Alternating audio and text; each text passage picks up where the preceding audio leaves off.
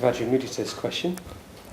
When there are difficulties in teams, disagreements on the way forward, different ways of working, what can you recommend to help both the situation and the individuals? Well, a little of the Dharma goes a long way.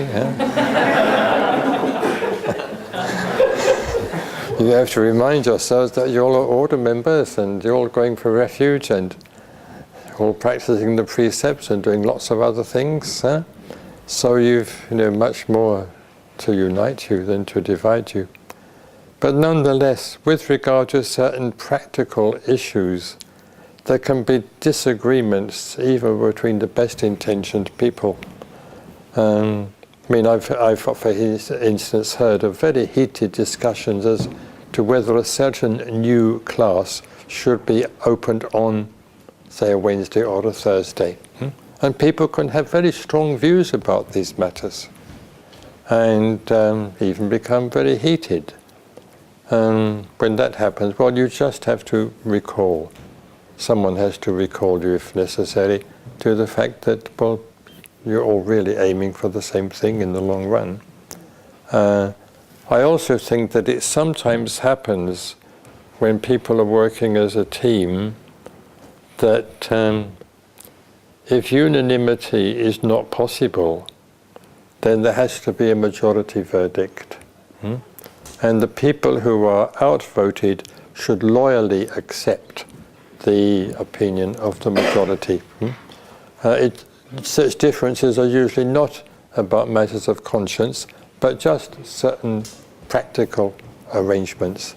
So I think when that happens, the minority should gracefully accept the opinion of the majority and back them up even. Because sometimes one can't just go on discussing differences indefinitely.